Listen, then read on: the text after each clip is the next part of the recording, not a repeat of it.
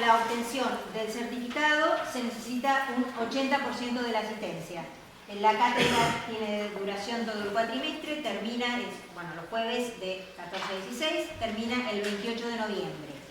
Hay un jueves que no vamos a tener clase, que es el jueves del 11 de octubre, porque precisamente el 11 y el 12 de octubre es el tercer encuentro de abogados de derecho animal del país, que se va a dar en Bahía Blanca en el Colegio de Abogados. Por ser partícipes de esta cátedra van a poder participar del encuentro. El requisito para la aprobación de la cátedra es un trabajo final, que ustedes van a elegir de qué temática quieren que sea, pero lo pueden entregar en febrero. Eso es más o menos el esquema para que ustedes tengan una idea del funcionamiento de una cátedra libre. Ya en los que son alumnos universitarios más o menos lo tienen claro. Cualquier otra consulta me dicen. Y con respecto, que me parece también muy importante destacar, de cuál es la intencionalidad de esta cátedra y cuál es el apunte, el objetivo de la cátedra. He tenido la oportunidad de estar en varios medios que me han preguntado más o menos esta cuestión. Lo que yo les he planteado, porque soy muy ambiciosa, es que yo quería que esta cátedra fuera un clásico. Yo les contaba que cuando hice la escuela de teatro, hace muchísimos años, tenía un profesor de literatura teatral que nos decía que por qué nosotros creíamos que determinadas obras, ya sea de arte o de literatura, eran clásicos. Él nos lo explicaba fundamentalmente con una obra que ustedes conocen todos, que es Hamlet. ¿Por qué Hamlet es tan universal, tan trascendente y no importa en qué tiempo fue escrita, que hoy se lee de la misma manera? Entonces él lo que decía era que cuando Hamlet fue escrita y lo veían la obra, el vulgo del pueblo inglés, es decir, la gente de las diferentes villas inglesas, lo que veían era una obra de teatro de intriga palaciega, de quién mató a quién, de si Hamlet tenía la posibilidad de descubrir si su tío había matado a su padre, si el fantasma era cierto. Eso era lo que veía esa gente. Con el correr del tiempo, y los estudiosos de la obra en sí misma hacían un análisis desde el primer monólogo hasta el último monólogo, que de paso les digo, y esto es entre paréntesis, hablando de Hamlet y de otras cosas, yo también una de las cosas que he estado aprendiendo, y me parece importante tener en cuenta, es siempre verifiquen todo lo que se dice que se dice. Por ejemplo, esto de ser o no ser y la calavera no es. El primer monólogo, que es el de ser o no ser, no tiene nada que ver con la calavera. Eso es algo que se utilizó en una de las películas de Hamlet de Laurence Olivier, pero que no tiene nada que ver con la obra en sí misma. Como muchas cosas, en todo el Quijote no dice en ninguna parte ladran Sancho, señal que cabalgamos, les digo por las dudas. Bueno, esto que les decía de Hamlet, los estudiosos han empezado a analizar el primer monólogo como un problema existencial, personal y particular de Hamlet, que era su situación de conflicto que le provoca el tener que averiguar si su padre fue asesinado por su tío y todo lo que debería hacer en tal caso. Hasta el último monólogo, son 4 los monólogos principales, que se traslada al problema universal del hombre. Y el problema existencial no solamente es del individuo, sino del hombre como tal, del hombre como ser humano. Esas son las dos visiones, el que veía nada más que una obra que le parecía maravillosa, entretenida, como les digo, de intriga palaciega, de ver qué es lo que estaba sucediendo a Hamlet, y aquel que podía hacer un análisis filosófico, sociológico, existencial de la obra. Bueno, esa es mi pretensión con la cátedra.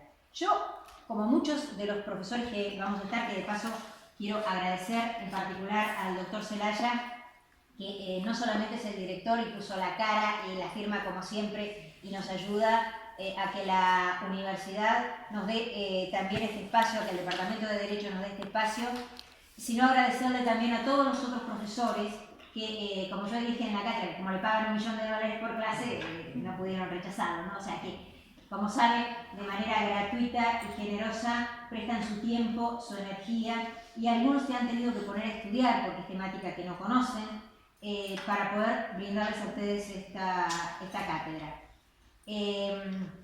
Entonces, como les decía, nosotros a través de toda la cátedra, a través de todas las unidades, las polillas que vamos a ir desarrollando, vamos a dar los diferentes, disculpen, ahora se lo pongo en silencio, vamos a ir desarrollando diferentes etapas o diferentes capas de la cebolla. Cada uno se va a quedar con la capa que le interesa. Yo sé que muchos acá vienen por cuestiones prácticas, es decir, quieren saber qué hacer en tal o cual caso. Quieren saber a dónde dirigirse para tal o cual caso.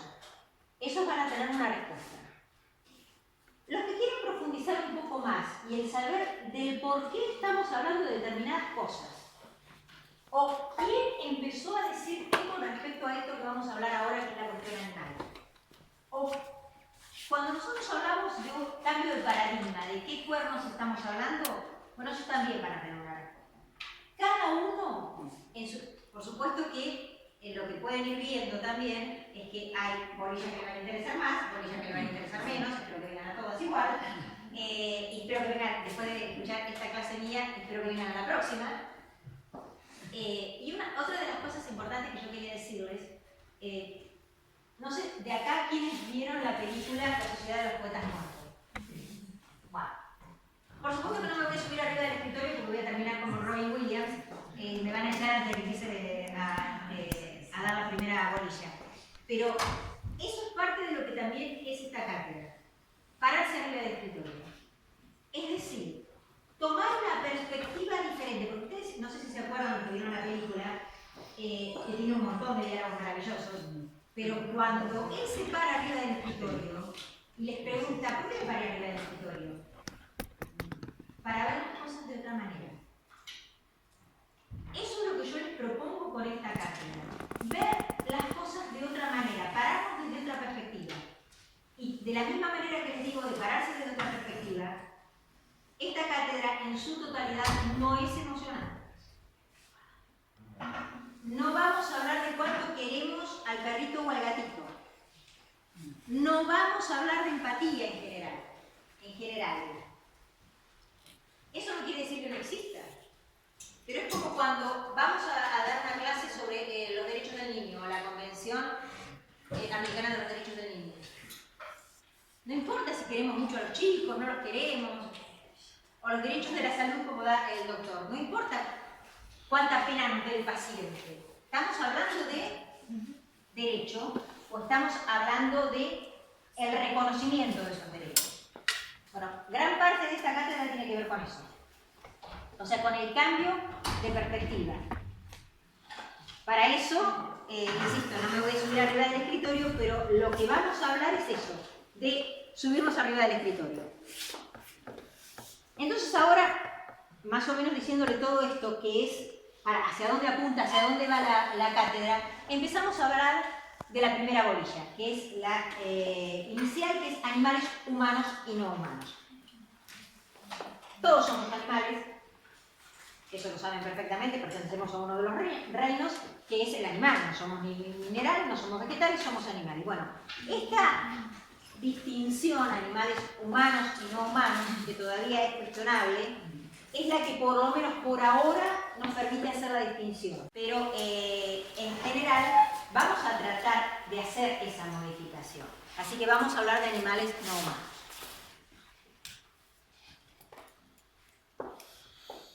La cuestión animal. Ahí simplemente les puse frases. Mientras iba desarrollando después, si alguno no los conoce, les digo quiénes son los que dijeron estas cosas. Toda cuestión es un tema que amerita un debate, un tema que amerita una discusión. Bueno, la cuestión animal, yo me tengo que rectificar a mí misma. Todos los días me doy cuenta que voy aprendiendo como para rectificar las cosas que dije en junio, por ejemplo. O sea, este tipo de dinamismo es el que tiene esto, que uno por ahí cree una cosa en un determinado momento y dice eso, como por ejemplo la novedad, el movimiento nuevo de la cuestión animal. No es cierto. Es increíblemente viejo, ahora lo vamos a ver. Lo que pasa es que es como que recién ahora, por ejemplo, yo confieso que la ley de maltrato animal, que es de 1954, a mí en la universidad no me la enseñaron. Entonces muchos dicen, porque hay una ley nueva, 1954. No es por nada, yo no había nacido, así que imagínense. Pero quiero decir, o sea, hay muchas cosas que uno lo dice por desconocimiento, pensando que es nuevo, y en realidad es algo muy viejo. Esto que tiene que ver con la cuestión animal es, y estas frases precisamente de gente como Friedrich Nietzsche, que ustedes se lo deben haber conocido mucho, es filósofo alemán, filólogo, filósofo alemán, que independientemente de que nunca escribió mucho específicamente sobre animales, de Nietzsche, eso lo vamos a ver en la clase que viene, lo que ha quedado, porque muchos deben seguir tal vez un blog que se llama, un blog y una página que se llama El caballo de Nietzsche, y tiene que ver con un tema que según decían, Nietzsche ya estaba medio loco, pero en realidad se abrazó al caballo de un carrero para pedirle disculpas.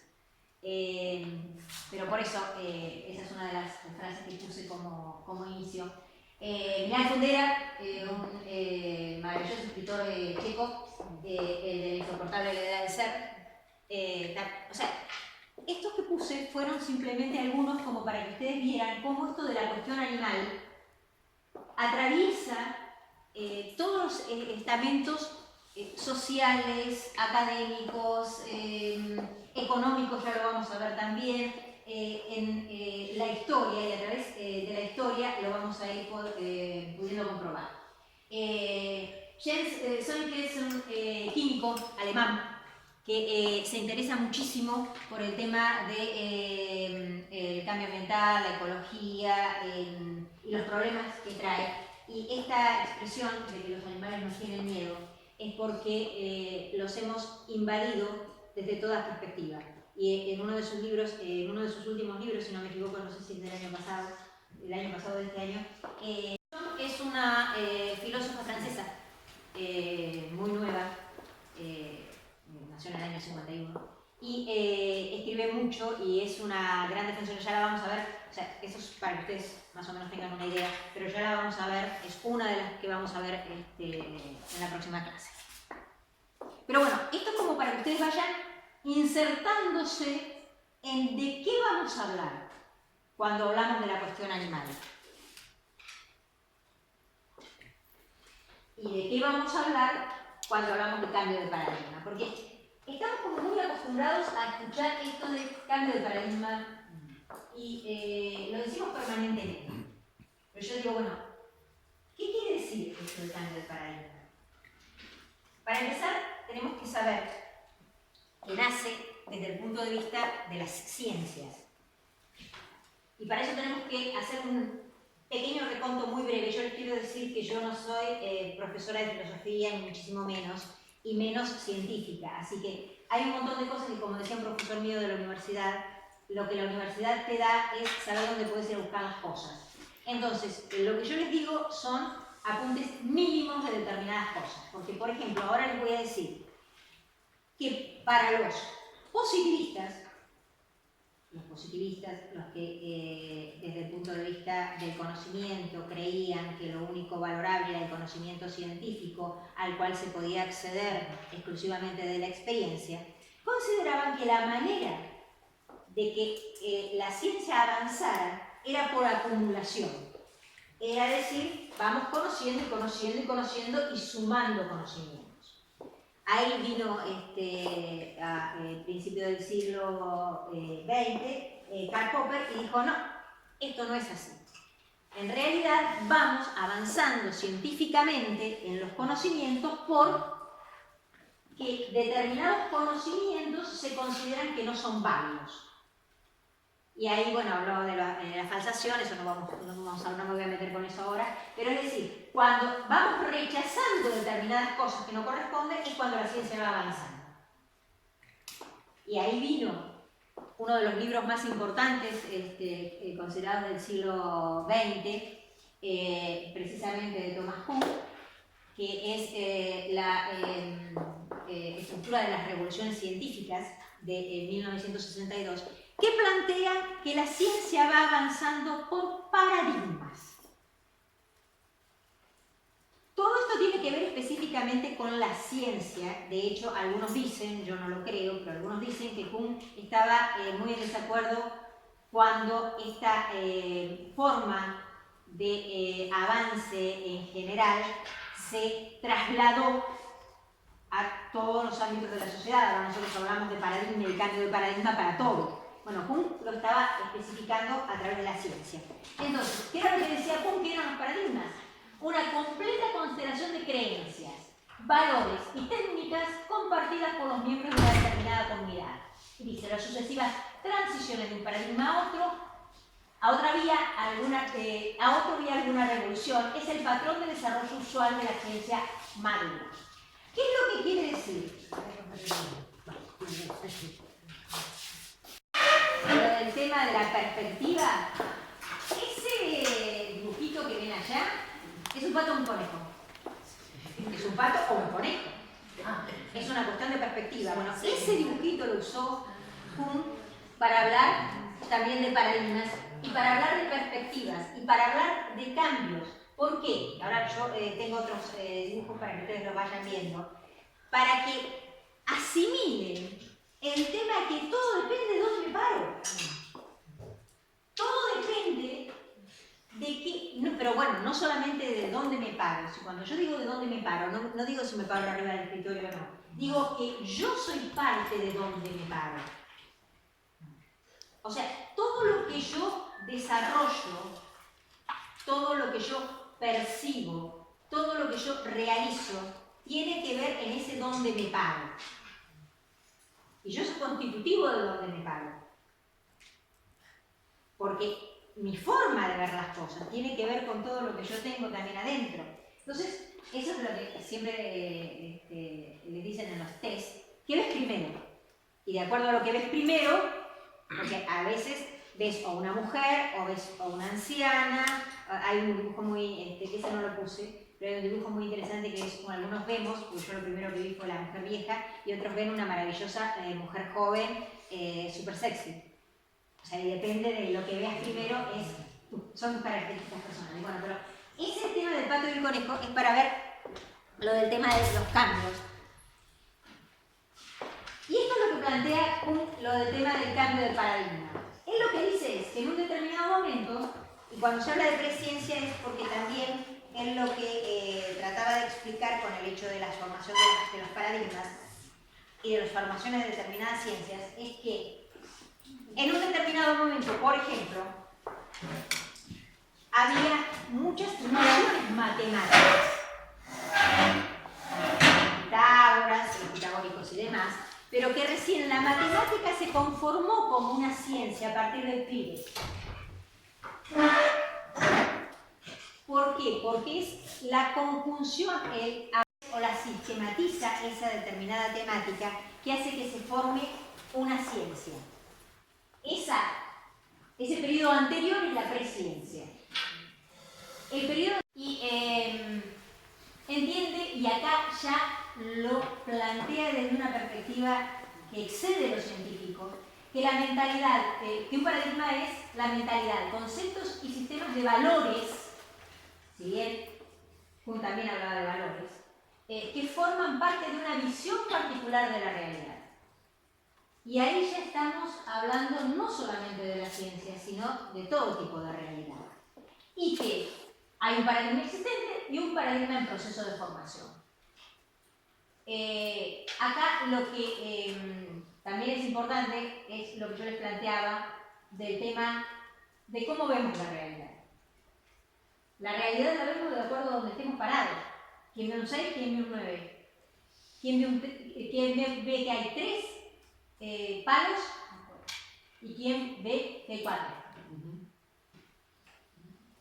Insisto, por ahí me tomo mucho tiempo en aclararles esto porque es la base de lo que en lo personal quiero que sea la cátedra de Derecho Animal. un cambio de perspectiva, un pararse en otro lugar, tener la cabeza abierta para pensar desde otro lugar, de otra manera. Entonces, un paradigma dominante se refiere a los valores o sistemas de pensamiento hegemónicos o dominantes en una sociedad, en un momento determinado. Los paradigmas dominantes son compartidos por el trasfondo cultural de la comunidad y por el contexto histórico del momento. ¿Por qué me parece importante esto? Porque si nosotros no cambiamos los paradigmas desde la perspectiva de base, desde la sociedad, no importa las leyes que hagamos. No importa que acá nos reunamos todos nosotros y acá tenemos 2 concejales, mañana les pedimos que nos hagan una ley porque a nosotros nos gustaría que las cosas fueran de determinada manera y ellos, como son muy buenos, nos van a hacer esa ley. O sea, es una ley vacía y será una ley vacía. Siempre decimos lo mismo y por eso, insisto, esto tiene que ver con todo. Cuando el divorcio se hizo ley en la Argentina, es porque ya la sociedad había aceptado que el matrimonio no era para siempre. Cuando el matrimonio igualitario se hizo ley en la Argentina, es porque el grueso de la sociedad lo había aceptado como una realidad. Las leyes no son más que el reflejo de una realidad que ya se impuso. Entonces, es una ciencia ya en crisis, con una revolución que está provocando otra nueva ciencia o otro nuevo paradigma. A ver si les puedo pasar un video que me parece importante en esta. Es un video chiquitito, no sé si lo. No, acá no lo puedo. Ah, sí, pero me parece que me conviene pasárselos como video.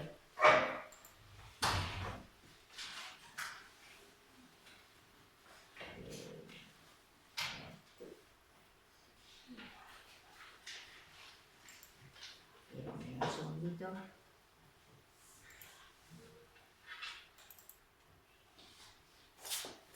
Yo prometo que estoy bien. Ahí está.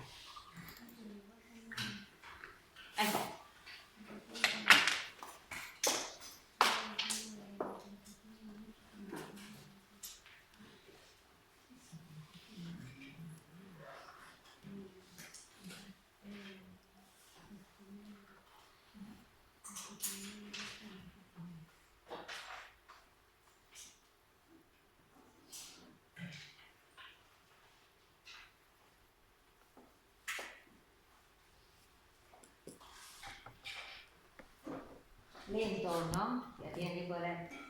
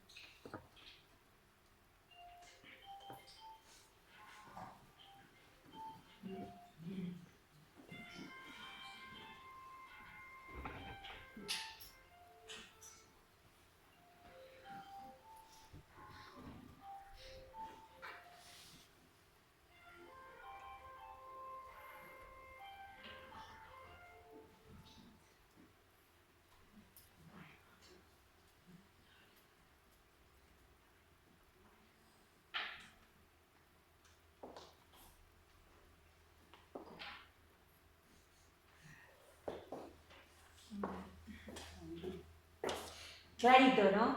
Sí, sí.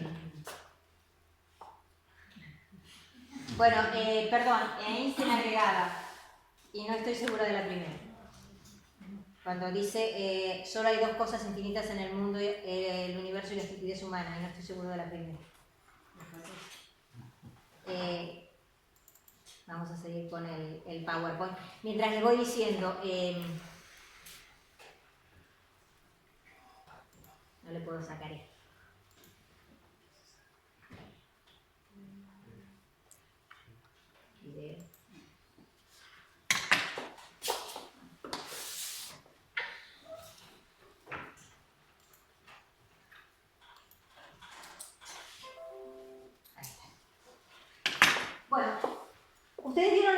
cómo se crea un paradigma.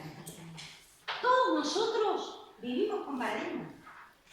O sea, nosotros hemos sido educados de una determinada manera para creer determinadas cosas y de alguna manera no nos cuestionamos. Yo les digo algo que me pasó a mí en lo personal, para que vean que todos tenemos ese chip. Hace muchísimos años, cuando todavía no había ni Facebook ni de las redes, lo único que había era mail. A mí me llegó un mail del Festival de Yulin en China, donde los chinos se comen los perros de la misma manera que nosotros nos comemos los asados, y ellos hacen el llamado festival, es un festival de la carne, pero carne de perro. Yo les mandé mail a todos mis amigos diciendo, che, ¿cómo van a hacer?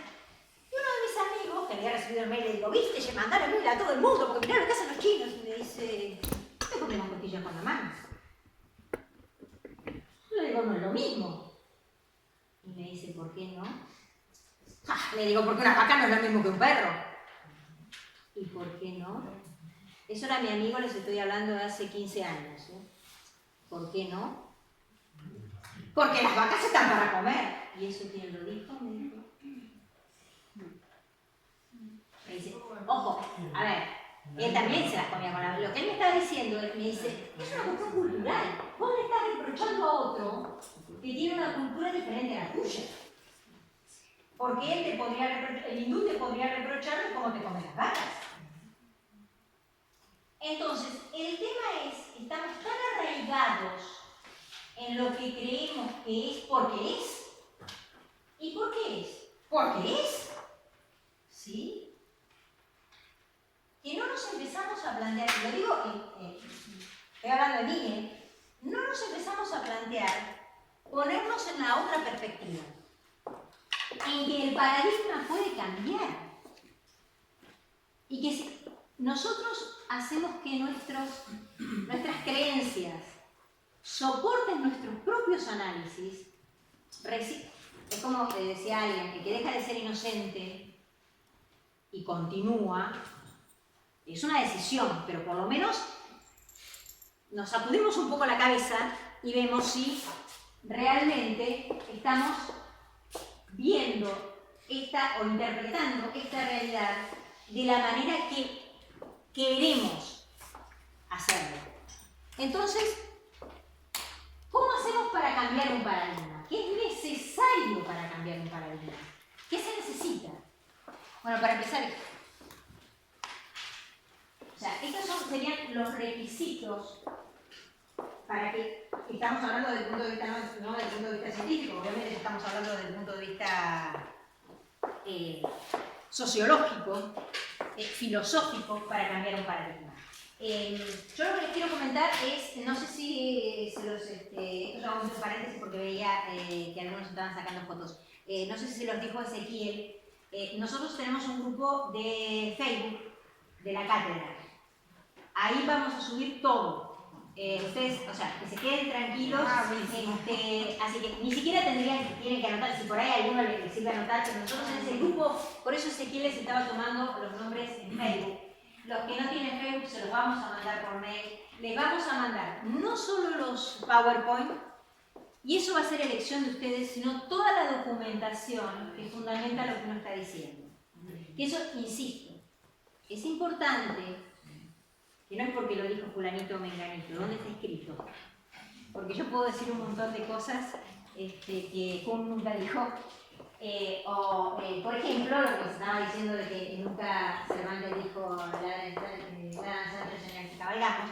Como tampoco, por ejemplo, y esto es importante que lo tengan en cuenta, la famosa Declaración de los Derechos de los Animales de 1977/78, dicen que, aprobada por la UNESCO y la ONU, nunca fue aprobada ni por la UNESCO ni por la ONU, ténganlo en cuenta. En realidad lo que se hizo es una declaración de la Liga Internacional de los Derechos de los Animales, y la UNESCO en París le cedió, es como si dicen la Universidad del Sur, el Departamento de Derecho dijo, no, La doctora Adre, en un aula que le facilitó la Universidad del Sur, dijo, pero la universidad ni el Departamento de Derecho se hicieron cargo ni suscribieron para nada lo que dijo la doctora Adre. Con todo lo mismo. Y les digo esto para que tengan la costumbre, los estudiantes fundamentalmente, de verificar absolutamente todo lo que dicen que se dice. Porque si ustedes se fijan en las primeras páginas de Google, cuando buscan la Declaración de los Derechos de los Animales, van a ver aprobada por la UNESCO, aprobada por la UNESCO. Cuando yo dije esto hace muchos años, en el instituto, una señora que venía de Brasil, que había muy amable derechos de los animales en portugués, que decía aprobado, no dijo nada, muy respetuosa, y le escribió a la UNESCO y a la ONU. Que le contestaron que nunca lo habían aprobado. O sea, si ustedes buscan en todas las declaraciones de la ONU o de la UNESCO, no está la Declaración de los Derechos de los Animales. Para que haya sido aprobada, tendría que estar. O sea, esto lo podemos hablar en otro momento, pero a mí se me van ocurriendo cosas y la verdad que se los voy diciendo porque me parecen importantes. Que se dicen tantas cosas con respecto a lo que tenga que ver con los animales y los derechos de los animales, que es importante que las posibilidades chequeen todo lo que se dice con respecto a esto. Bueno, para que se produzca ese cambio de paradigma, para que consideremos verdaderamente que estamos en ese proceso de crisis, en el proceso de crisis estamos, con respecto a todo lo que tiene que ver con, porque obviamente ustedes comprenderán que yo, todo esto que yo les estoy diciendo, se lo estoy diciendo con respecto a la cuestión animal y a todo lo que está pasando con respecto a nuestra relación y nuestra consideración de los animales no humanos. Bueno, esta crisis está. ¿Qué necesitamos para que se produzca la revolución? Organizaciones profesionales que legitimen el paradigma. De alguna manera, los abogados somos gran parte de los que estamos legitimando un nuevo paradigma. Hay muchos veterinarios que lo están haciendo, hay muchos biólogos que lo están haciendo, hay muchos sociólogos que lo están haciendo, psicólogos que lo están haciendo, filósofos que lo están haciendo, científicos neurobiólogos, por ejemplo, ya vamos a hablar de la Declaración de Cambridge, de la Declaración de Tulum. O sea, para que ustedes vayan viendo que hay organizaciones profesionales que están legitimando el paradigma, o sea, el cambio del paradigma. Líderes sociales que lo introducen y promueven. Bueno, hay muchos, no solamente líderes sociales, sino famosos, entre comillas, en todas partes del mundo que están cambiando esto. Periodismo y medios de comunicación que difunden posturas orientadas desde tal sistema de pensamiento, legitimándolo al mismo tiempo que difunden el paradigma. Saben que hay muchos periodistas y muchos medios de comunicación que están hablando de todo este cambio en cuanto a esa relación de la que les estoy hablando. Agencias gubernamentales que lo oficialicen, de eso tenemos poco. Pero vamos llegando. Educadores que lo propaguen al enseñarlo a sus alumnos. Conferencistas, grupos de derechos que concuerdan con las creencias centrales del paradigma. Fuentes financieras que permitan investigar sobre el tema o lo apoyen económicamente. De eso, que les parezca mentira, ya ha empezado a resquebrajarse, porque en realidad este cambio de paradigma lo que implica, y ahora lo vamos a ver fundamentalmente, es un cambio en el sistema económico global. Y es una herida fundamental al sistema económico. Entonces, es lo que más resistencia, todo, o sea, si ustedes se ponen a pensar, hay un gran parangón que se hace con la liberación fundamentalmente de los hombres y mujeres de raza negra en Estados Unidos, o sea, la liberación de los negros, por eso nosotros llamamos abolicionismo también a nuestra filosofía, la abolición de la esclavitud en Estados Unidos o en otras partes, tiene un gran parangón con la abolición de la esclavitud de los animales. Y hay muchas relaciones con respecto a esto. Entonces, todo lo que implica el rompimiento de un sistema económico, la modificación de un estatus económico cómodo para el que sustenta el poder, es largo, difícil y se necesita precisamente que haya una estructura de abajo que rompa el paradigma. Entonces, bueno, eso es... ¿Qué vamos a ir viendo ahora para que ustedes se vayan situando históricamente? ¿Cómo han ido cambiando los paradigmas desde el punto de vista de la ubicación del hombre en relación con la divinidad, consigo mismo y con los demás a lo largo de la historia? Entonces, para ir viendo cómo se fueron modificando esos paradigmas, nosotros tenemos la primera etapa teocentrista. O sea, Dios era el centro de todas las cosas y era de quien provenía absolutamente todo, lo bueno, lo malo y una gran dependencia. Era el centro del universo. Eso, digamos que hasta la Edad Media fue clave y fue lo que sustentó toda la política y la religión, fue totalmente teocentrista. Es decir, tanto la Iglesia era dueña del poder espiritual como dueña del poder terrenal. Posteriormente, vemos que hay una gran frase de Protágoras que dice: el hombre es la medida de todas las cosas. Y vemos, y aún tenemos hoy, resabios del antropocentrismo, donde es el hombre, el ser humano, es el centro de todo y es el único que merece consideración moral. Empiezan a ver esta frase que es consideración moral, porque es algo que vamos a ir recorriendo, nos va a ir atravesando durante toda la cátedra. El hombre es el único que merece esa consideración y esa atención. Es la gran etapa del Renacimiento, ustedes lo van a ver también en los que vieron La Ciudad de los Poetas Muertos con el Carpe Diem, vive hoy. Y después empiezan a verse y a reconocerse que el hombre no es lo único ni lo más importante que existe. Y empezamos a corrernos de a poco. Existen otras miradas, como por ejemplo el ecocentrismo, donde se empieza a reconocer la importancia del ambiente, la importancia de, acá les puse lo del tema de la hipótesis Gaia, que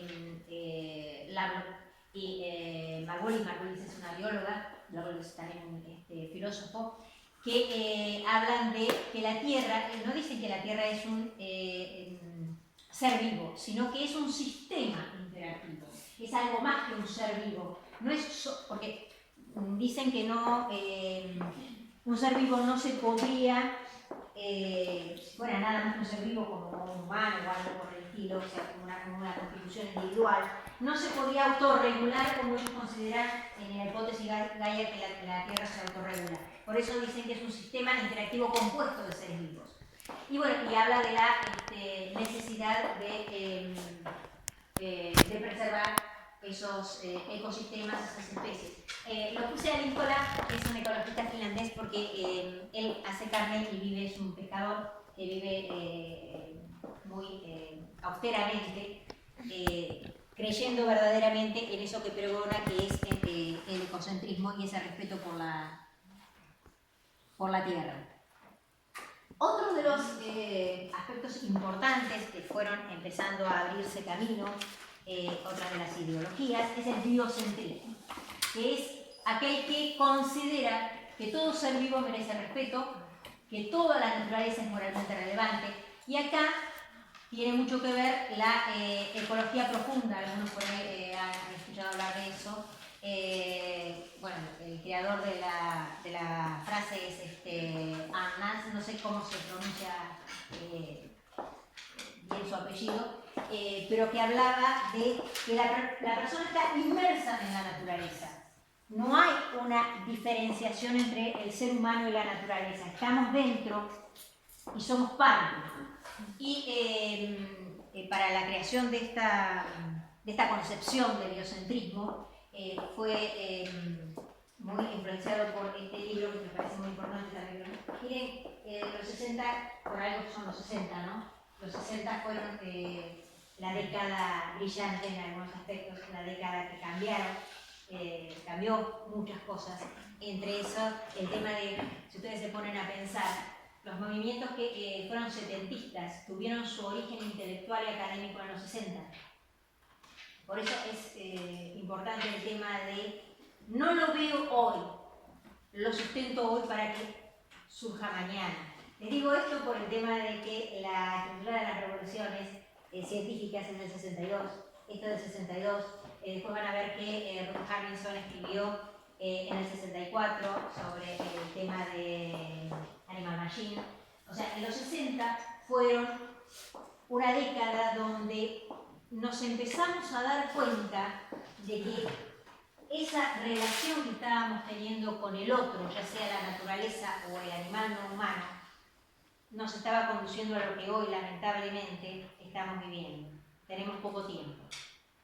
O sea, no solamente con respecto al animal no humano, sino con respecto a nosotros mismos. La primavera silenciosa habla de eso, de precisamente del daño que estábamos provocando en todo el sistema y el ecosistema. Sensocentrismo es otro de los movimientos que nos empiezan a abrir la cabeza porque consideran que el valor moral o la consideración moral, ¿se acuerdan que les hablé de que lo íbamos a ver en todo el tiempo, el tema de la consideración moral? Tiene que ver con el único requisito de ser sintiente. Es decir, todo aquel que siente debe ser reconocido moralmente y merece esa consideración moral. Dio origen, obviamente, al veganismo. Ustedes lo van a ver, esa clase no se las voy a dar yo, el tema del veganismo se la va a dar el doctor Giorlandini, pero ustedes deben saber que la base del vegano es la no utilización del animal no humano. Entonces, es ampliar la visión y como esa frase la tienen que saber, es la famosa frase de Bentham, de Jeremy Bentham, el utilitarista inglés, que dijo, no importa, no me estoy preguntando si pueden razonar, lo único que importa es que pueden sentir. Esta es la imagen de todo lo que les estoy hablando. Ese es el cambio de paradigma. O sea, veníamos con una visión. Si yo les estoy planteando ahora esto, y le dije todo lo que le dije, no sé ni qué hora es. O sea que llevo prácticamente una hora hablando del cambio de paradigma. Ustedes me van a seguir diciendo que el hombre es más importante que los animales humanos, o que cualquier otro animal humano. Porque todavía siguen acá. No importa que yo siga hablando 10 horas, ustedes van a seguir acá. La mayoría, que es lo que quiero decir. Estamos estructurados de esa manera. O sea, a nosotros, y van a ver ahora, porque voy a seguir diciendo, ¿de dónde salió eso? No es que ustedes son culpables, yo soy culpable por creer que yo valgo más que mi gato. El gato, que la vaca de la esquina, no importa, o sea, o que valgo más yo y vale más el hombre y su avance sobre todo lo otro. Cuando digo lo otro, la palabra otro, la clase que viene la vamos a tener muy en cuenta porque es muy importante. Que todo lo otro, el hombre como hombre vale más que todo lo otro. Eso lo aprendimos, nos lo enseñaron siempre. O sea, este cambio al que le estamos poniendo el acento, desde el punto de vista general, está recién empezando. Pero nosotros, yo me llenaba la boca diciendo que somos pioneros. Somos pioneros nada. Ya lo empezaron a decir hace muchos años, en los 60 lo decían. Lo que pasa es que no era comercialmente bueno saberlo. O sea, A mí no me enseñaron la ley del 54. ¿Para qué? Si no servía de nada, no sirve de nada. O sea, empecemos, o sea, por lo menos desde mi perspectiva, la idea es cuestionen los planteos. A ver, ¿qué tanto es así como lo vemos? Entonces, esa es la nueva manera en que nosotros, los que verdaderamente estamos creyendo que no somos el centro del universo, de la misma manera que la Tierra no era el centro del universo, que no estamos en lo alto de la pirámide y que por esa concepción estamos destruyendo. ¿Alguno conoce o ha escuchado alguno de los videos de Greta Thunberg, la sueca? La adolescente sueca que está haciendo temblar. Bueno. O sea, ella lo está hablando desde otra perspectiva, pero es todo lo mismo. O sea, lo que yo les estoy diciendo, que pueden agarrarlo y tirarlo a la basura y no les sirve de nada, o empezar a sacudir. ¿Cuándo nos dijeron, ahora no, en realidad vamos a ver cuándo nos dijeron, que podíamos hacer lo que queríamos? Y cuando interpretamos que el tener algo implicaba precisamente hacer algo malo con ese algo, o ser dueños de ese algo. A mí me encanta, yo soy fanática de Marvel y de los otros cómics, y me encanta una frase del Hombre Araña que dice, un gran poder implica una gran responsabilidad.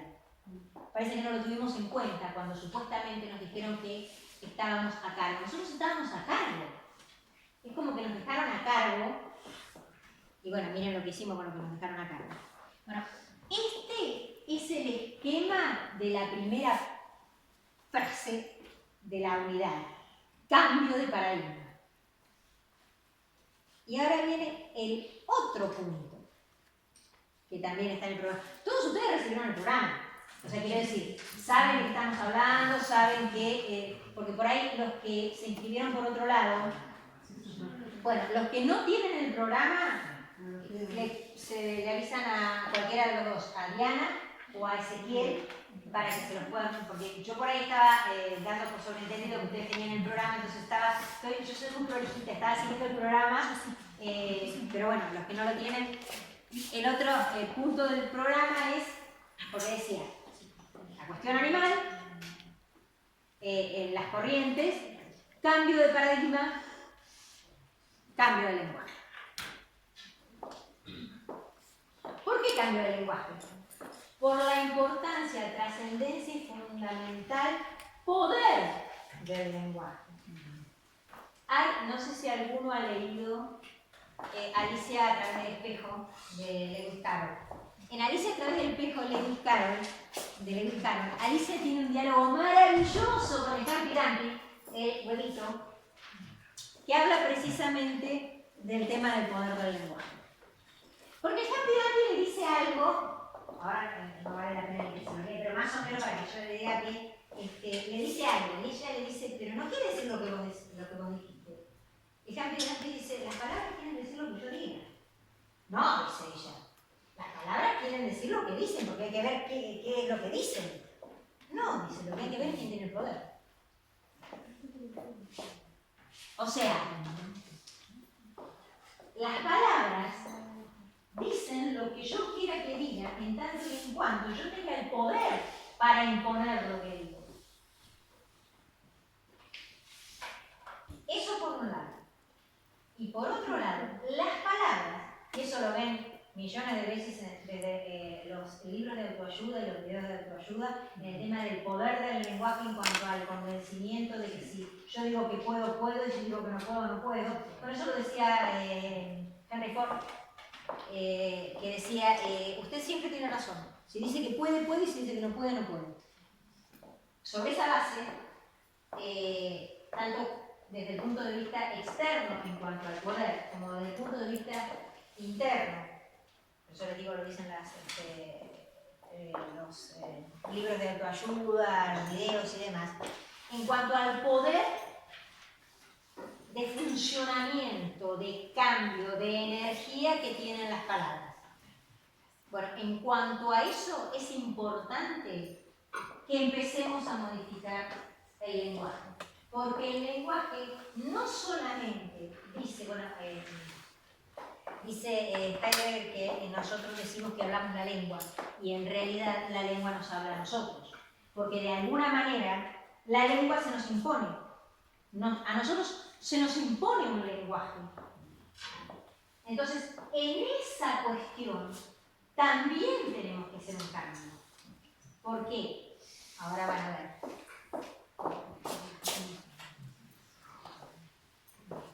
Por esto, la otra vez tuvimos una discusión muy seria con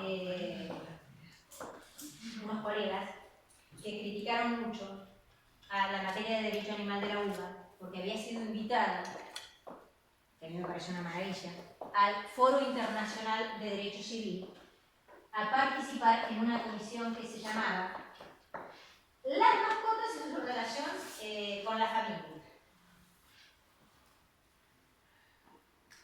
La materia aceptó la participación y la mataron a la carrera.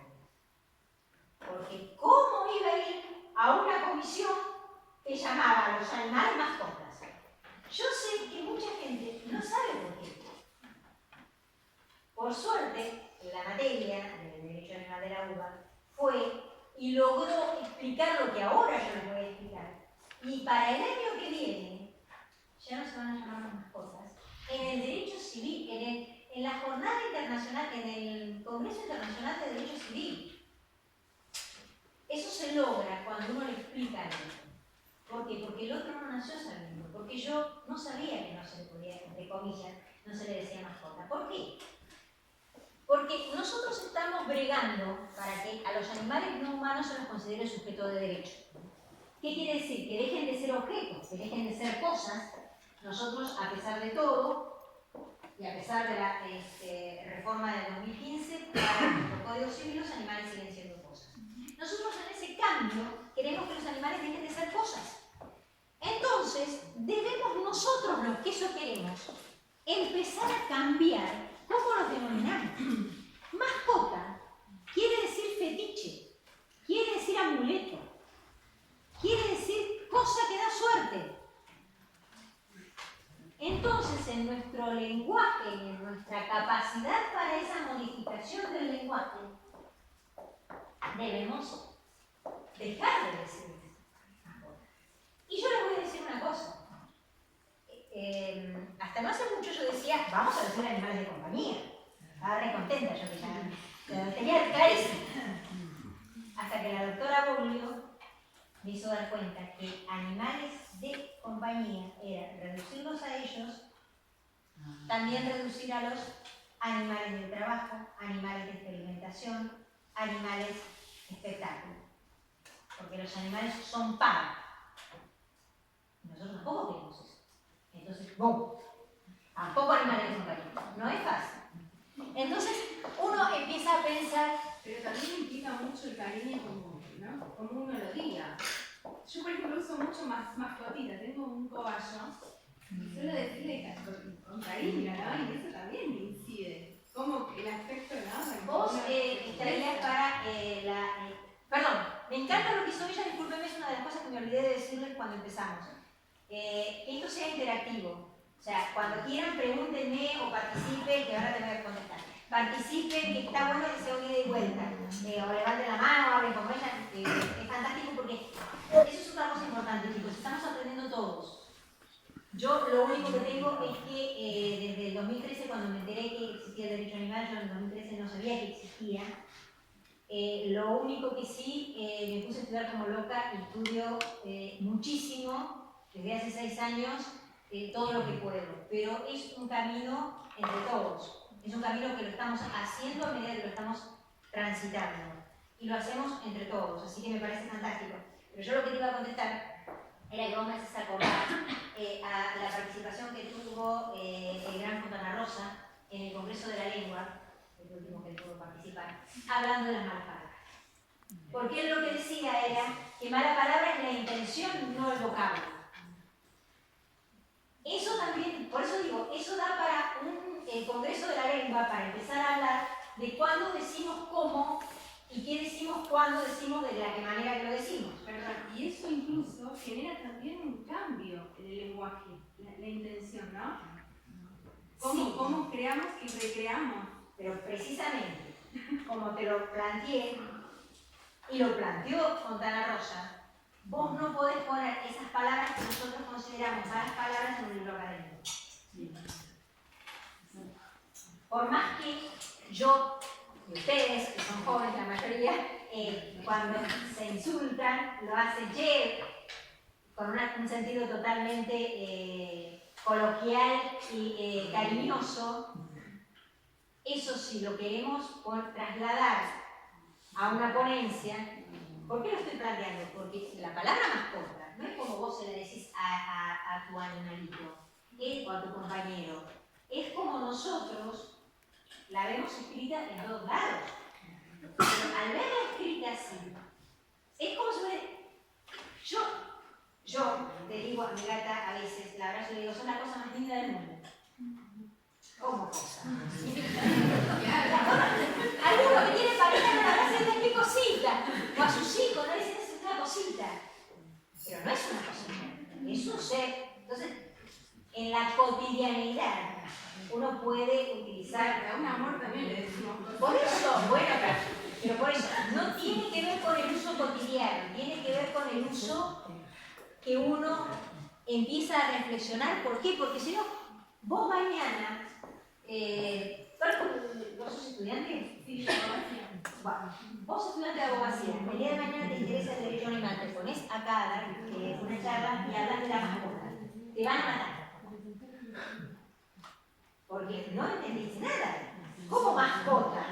Si estamos hablando de que es un sujeto, no puede ser un objeto. Entonces hay que, por ejemplo, mascota que viene también de una ópera francesa, Mascotte, donde la chica se consideraba que tenía suerte, entonces era como un amuleto de la suerte. Por eso les digo que el tema es la cosificación. Bueno, y después, por ejemplo, nosotros ya no hablamos más de dueño, tratamos de no hablar. Cuando yo digo no hablamos, estamos en el proceso de formación del padre. Habemos algunos que lo intentamos y a veces nos sale, porque, insisto, cambiar nos cuesta a todos. Entonces, nosotros, si decimos dueño, que consideramos que eso es una cosa. Porque vos no sos dueño de tu hijo, no sos dueño de tu amigo, no sos dueño de tu pareja. Entonces, ¿qué sos eventualmente de ese animal? Sos un cuidador. Si querés más o menos responsable, es un tema bien. Pero sos un cuidador. Es tu compañero. Y empezamos a eliminar esos animales de. ¿Por qué? Porque eso es la consideración que el animal es para algo. Y acá hay alguien que dice que los caballos, por ejemplo, no tienen vida útil. Tienen vida y les pertenece. Eso es una frase de la doctora González Lacerna, que como llegó tarde, ustedes la vieron pasar por acá, pero ya la van a tener dándoles clases, así que van a tener oportunidad de decírselos personalmente. Pero animal de trabajo. Ojo que yo les dije que iba a romper el paradigma. Ustedes van a estar diciendo que cuando se vayan de acá, ¿qué pretende? Que ahora los animales no trabajen más, que los animales no sean más animales de consumo, que los animales no sean más animales de experimentación. Sí, no lo voy a ver, pero sí. Y cuando vean todos los planteos y todos los escritores, digo escritores para englobar a todos aquellos que han escrito, ya sea filósofos, físicos, químicos, psicólogos, sociólogos al respecto, plantean lo mismo desde hace muchísimos años, desde los 60, perdón, desde los 60 en la última etapa, ahora van a ver lo que les voy a contar de lo anterior. Sí, es un cambio de paradigma muy profundo. Yo sé que yo hay cosas que no voy a ver, pero me encantaba decir que en 1857 la Suprema Corte de Estados Unidos, perdón, la Corte Suprema de Estados Unidos dijo en una sentencia que los hombres de raza negra, no me gusta por ahí decir los negros, no podían ser ciudadanos porque eran inferiores. Cuando yo empecé a decir esto me encantaba también terminar diciendo que hoy teníamos un presidente negro en Estados Unidos. Ahora ya no, pero bueno. Y habían pasado poco más de 100 años. Tal vez esto que yo les estoy planteando ahora no lo vean ni sus hijos. Pero ese cambio, o sea, si ustedes le hubieran dicho a los esclavistas, que le hubieran dicho, también si yo lo trato bien, pero sí, ¿para qué ser un esclavo?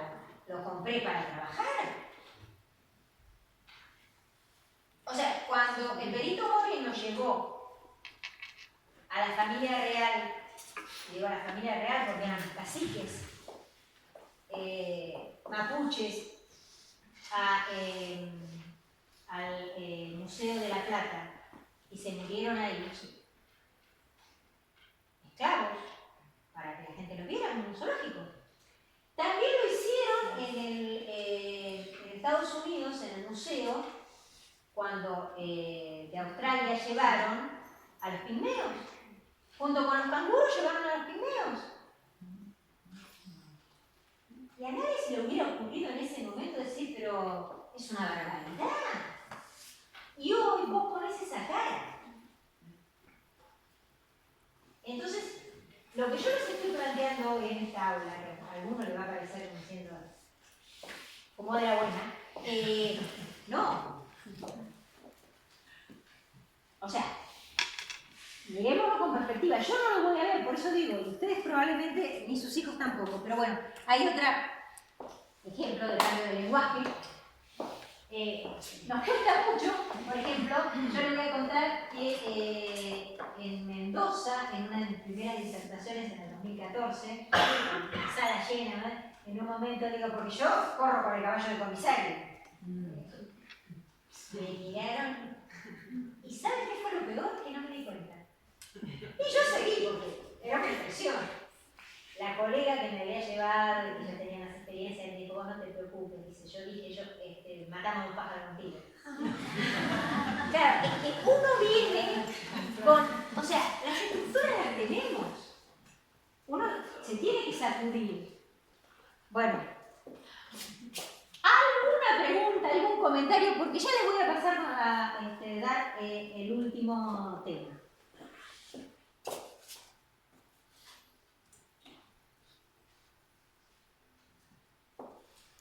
Bueno, aquí, se nota que me gusta Nietzsche, ¿no? Mucho me gusta Nietzsche.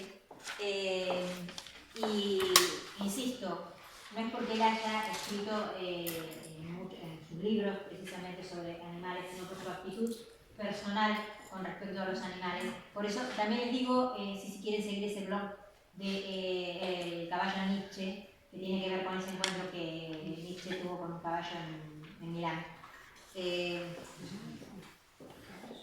Esto es para que ustedes vean. Los filósofos ante los animales es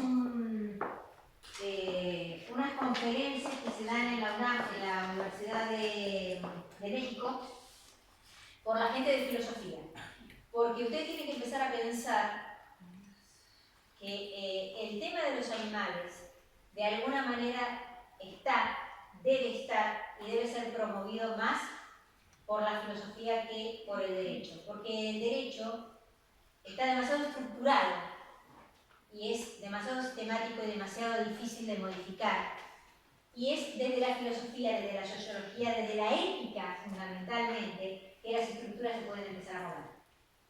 Y porque siempre decimos lo mismo, lo del tema de las leyes y el tema de la existencia del derecho. Si bien dice Deleuze que el derecho no existe, el derecho se crea, y se crea a través de la jurisprudencia.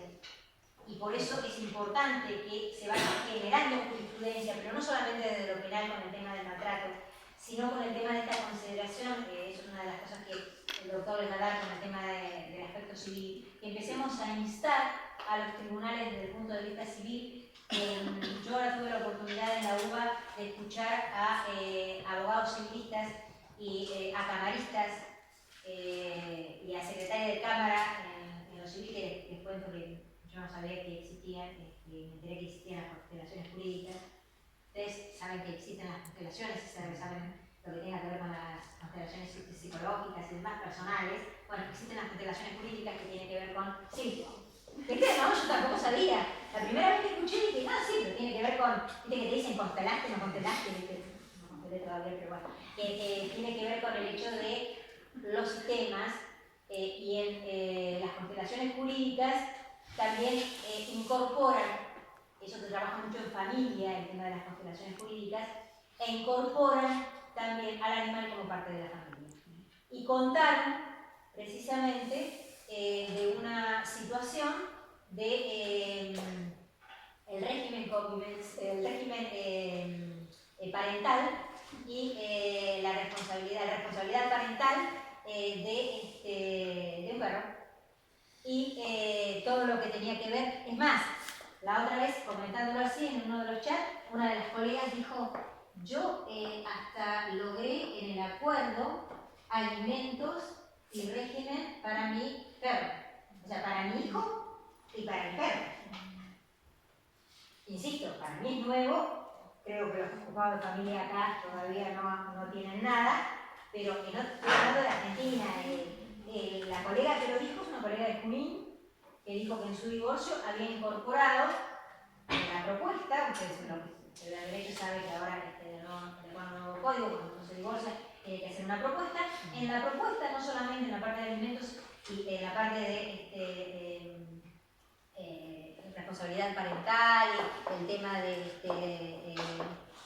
los cuidados personales y demás, lo que incorporó fue al perro igual que el hijo. Así que no hace años que Susana Jiménez, cuando se divorció de Roviralta, creo que era, se separó, no había logrado él un régimen de visita en ese momento. Para mí, para el puede ser, no sé. para mí. Sí, creo que para mí. Puede ser. Sí, fue un tema muy conocido incluso, que creo que se lo dio un juez. Fue llevado a la justicia y fue... Bueno, nosotros, los que somos sí, de alguna edad, ¿se acuerdan que nos enseñaban el tema del logro en Córdoba? Sí. O sea, de un juicio de divorcio donde uno de los problemas lo constituía el tema del logro. Entonces, bueno, eso está empezando a generarse de otra manera. Bueno, vamos por la historia. ¿Por qué le puse Pitágoras y los pitagóricos? Porque vamos a ser absolutamente francos. Todos hablan de que Pitágoras es el primer vegetariano, que Pitágoras es el iniciador, etcétera, etcétera, etcétera. Pero en realidad de Pitágoras no sabemos nada, más que lo que creemos que sabemos. Porque de Pitágoras ninguna obra, por eso les digo, del tema de que busquen de dónde, quién dijo, por ejemplo, tengo una colega que es la directora del Instituto de Catamarca, que es esposa de un filósofo. Entonces, siempre cuando uno pone alguna de esas frases que dicen que dijo fulanito, ¿dónde? Pregunta.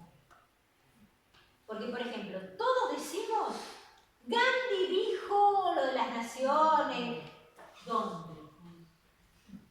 Yo no digo que no lo dijo.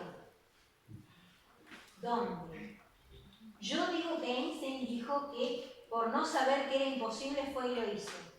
¿Dónde? Estoy tratando en la medida de mis posibilidades de cuando leo que alguien dijo algo, que me tomé el trabajo de buscarlo. Pero esto no tiene nada que ver con la cátedra de Derecho Animal, tiene que ver con la formación que ustedes como académicos que van a hacer el día de mañana necesitan, y lo digo por mí, porque a veces nos quedamos y nos confundimos y sabemos que a veces ponemos cosas o decimos cosas que en realidad no tenemos más sustento que... ¡Lo dice Google! O lo encontré en Wikipedia. Bueno, vayamos un poco más... Bueno, por ejemplo con Pitágoras, que se dice un montón de cosas. hay quien le atribuye, y ahora lo vamos a ver, y por eso digo Pitágoras y los pitagóricos, porque hay muchas cosas que o las hizo Pitágoras o las dijo Pitágoras, o de alguna manera, esas son frases importantes, por eso no se las leo, pero ustedes las, que dicen que si no son de Pitágoras, son de sus alumnos. Entonces, de alguna manera, esto sí, porque estas frases, hay un trabajo muy interesante. Hay muchos videos, si a alguno le interesa, si se empiezan a meter en YouTube. Por ejemplo, esto que yo les había puesto y se lo puse a propósito porque el libro no lo conseguí, el libro que les del anterior, este libro. Pero sí vi los videos. Hay una doctora en filosofía de la Universidad de México, que es Leticia Flores Afán, que habla muy bien y explica muy bien y muy claro todo el tema de Pitágoras, los pitagóricos. Hay otro que habla de Empédocles, que ahora lo vamos a ver, y de Plutarco. Y Masón Lunario, él dice parte de Google y fundamentalmente en las páginas del veganismo, un diálogo en la República entre Sócrates y Glauco, que nunca encontró. Es decir, está el diálogo, pero, o sea, el diálogo en las páginas estas de veganismo y demás, y como siguiendo esto que les estoy comentando, de ir a la fuente, porque la República yo la había leído, evidentemente la leí cuando estaba en la universidad de Chico, así que no me acordaba de ese diálogo, pero digo, vamos a buscar el diálogo. No es tan difícil, o sea, está bien, es un poco larga la República, pero no es tan difícil. El diálogo, como dice, ahí está, no está. Pero sin embargo, podemos deducir que de alguna manera esto sí lo puede llegar a plantear en cuanto a que aquellos que comen animales, dice Sócrates, necesitarían tierras para que esos animales puedan matar. Entonces necesitarían ir a la guerra para conseguir más tierras. O sea, eso sí lo plantea. Pero les debo confesar que no lo plantea como lo planteaba ni Empédocles ni Pitágoras. Pero sí era vegetariano. Eso es lo que se dice. Yo le digo lo que dicen que dice. Seguimos con Platón. Acá dicen que era vegetariano. Y acá empezamos con el famoso dualismo, que la consideración del alma como aquello que permite a los seres vivos realizar actividades vitales y que en esa medida es común a los hombres, los animales y las plantas. Y como el principio inmaterial, siempre espiritual, divino, inmortal, fundamento metafísico, último de nuestra vida psíquica, y gracias al cual podemos alcanzar el conocimiento y la vida, que eso no lo compartía con los animales no humanos. Es decir, él lo que consideraba era que, ya lo vamos a ver más concreto con Aristóteles, que hay un aspecto o una parte del alma que sí consideraba que compartía con el animal no humano, el hombre, y el otro aspecto que era el conocimiento, lo que los griegos llamaban el logos, la parte de la vida psíquica y demás, eso no lo compartía. Tanto la frase anterior de Sócrates, la busqué a propósito, y esta también, la libertad consiste en ser dueño. Con toda una concepción que nos permitía y nos daba la posibilidad, no solamente eso quería decir hoy porque para que lo pudieran ver, los seres vivos tienen tres almas, vegetativa, sensitiva y racional. Los animales comparten con el hombre el alma vegetativa, el alma sensitiva, pero les falta el alma racional. Entonces, de alguna manera, justifica y considera que los animales están puestos en el mundo para que el hombre los utilice. Ya empezamos. Después van a ver que por Aristóteles estamos como estamos. Tenemos a Plutarco. Ese sí lo escribió bien, de sus carnes, es un gran libro y es una una gran defensa, o se considera una gran defensa del vegetarianismo. Es biógrafo de Pitágoras, es el que ha escrito gran parte de las cosas que tienen que ver con Pitágoras, y es del que le podemos agradecer todas las cosas que yo le dije, que dicen que dijo Pitágoras y los pitagóricos. Hay dos libros, este y otro, importantísimos de la antigüedad, que son los que establecen la gran defensa del vegetarianismo y la consideración de los animales.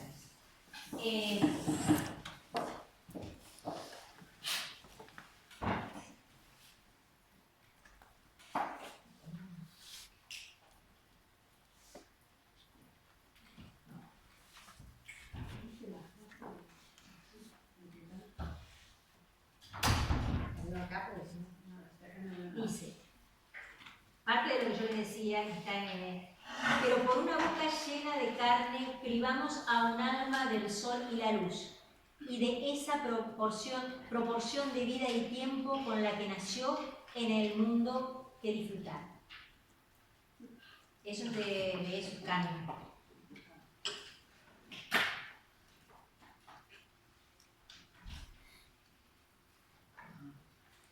Bueno, este es el otro autor, Porfirio,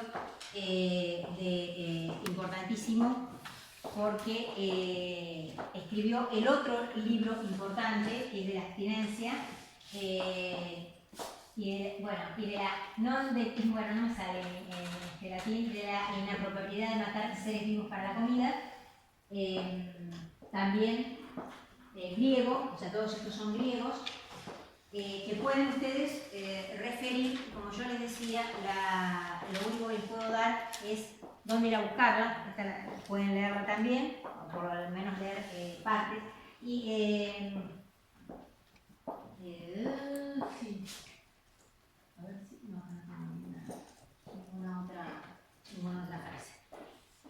Esto para que ustedes vayan tomando una idea de por qué para la antigüedad esto que nosotros estamos considerando ahora como novedad era lo obvio, porque no podían entender, como yo les digo, y esto que les había comentado, está en esos casos que no se podía entender, cómo puede ser que el primer hombre no sintió repulsión cuando llevó ese pedazo de carne sanguinoliento y bebió la sangre de un animal todavía caliente y que hace un rato estaba vivo.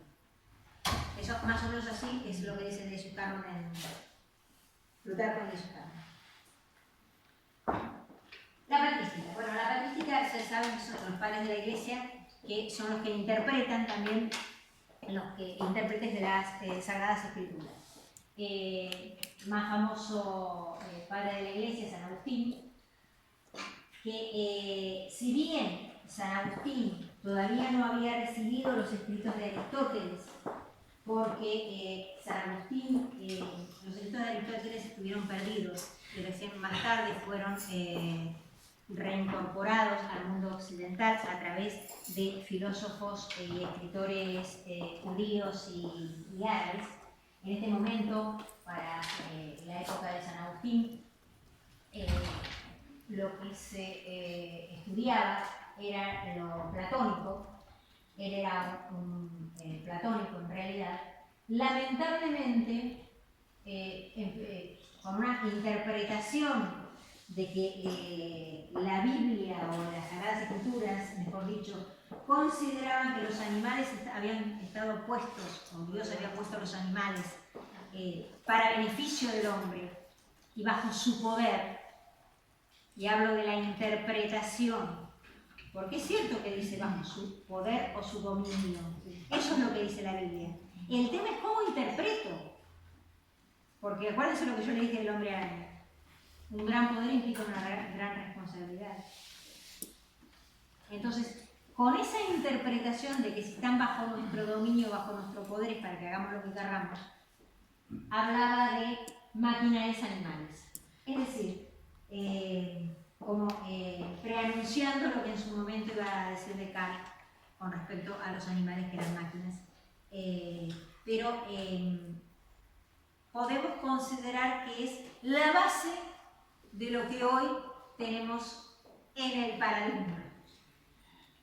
O sea, nuestro basamento paradigmático empezó con Aristóteles desde el punto de vista cristiano, continuó con, le digo San Agustín por darles uno, y ahora van a ver cómo se va sustentando en la Edad Media.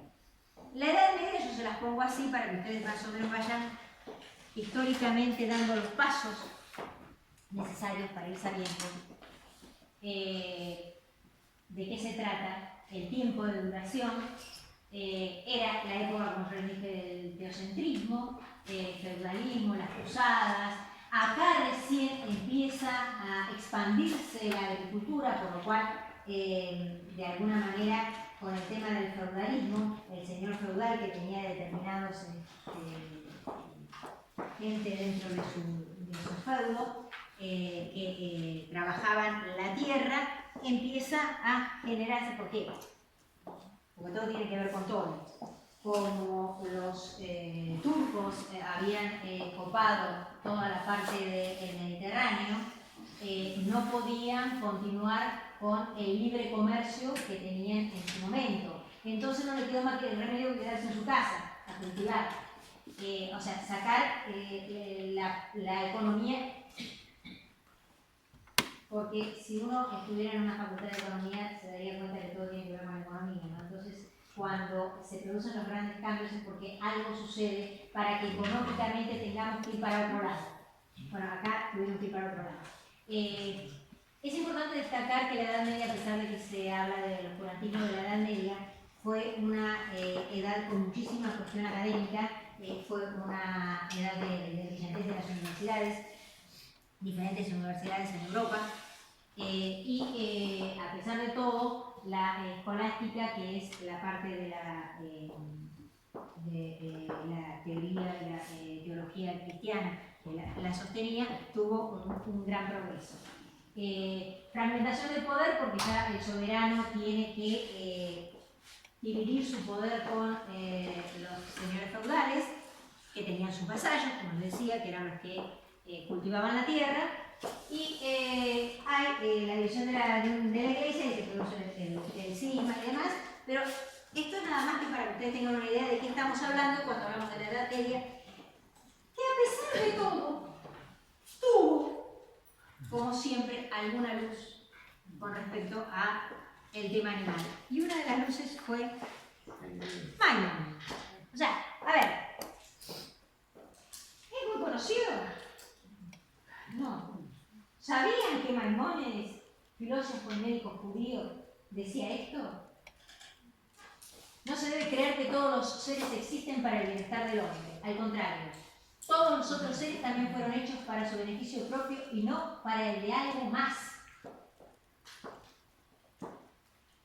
Eso es lo que yo les planteo. Nosotros creemos que todas estas cuestiones son nuevas y que nos las estamos planteando ahora.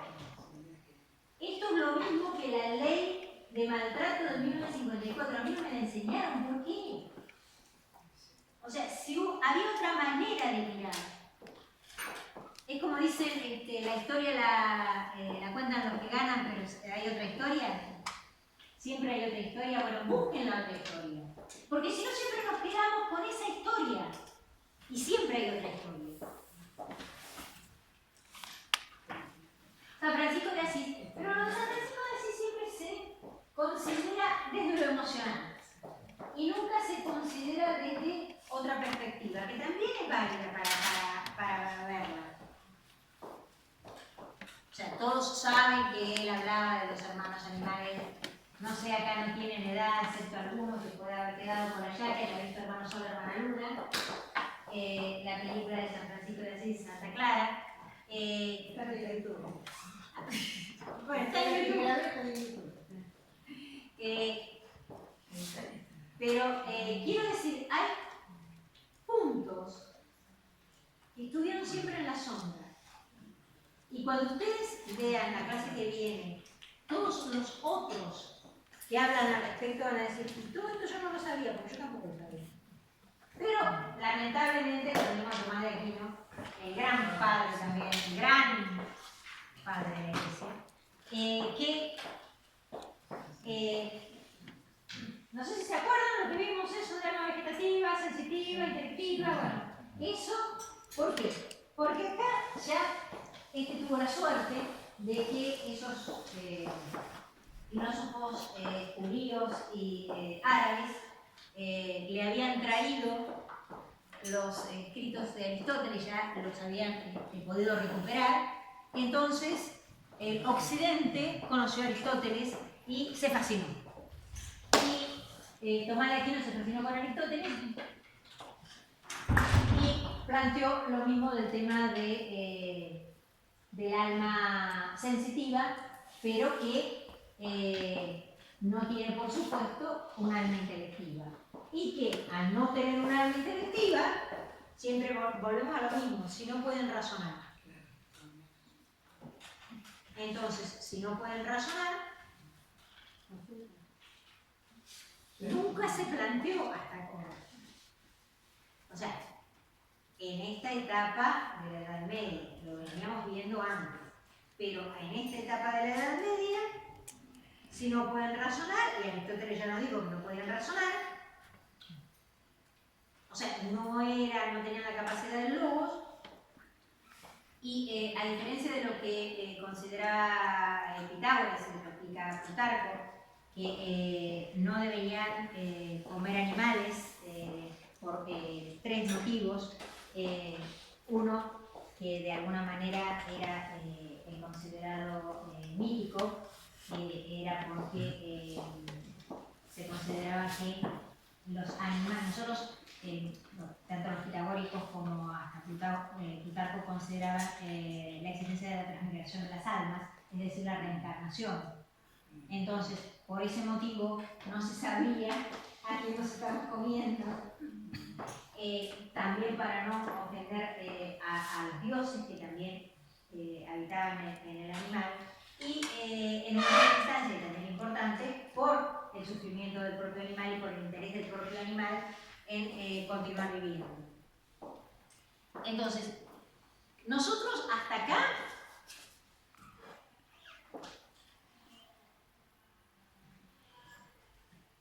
llegamos a la primera clase. ¿Qué hora es? Casi. Soy casi. No, eso que sabemos, pero ¿qué es lo que yo explico más o menos de estar claro en esta primera clase? Primero, que participen. O sea, no sé si les quedó alguna duda, si algo les gustaría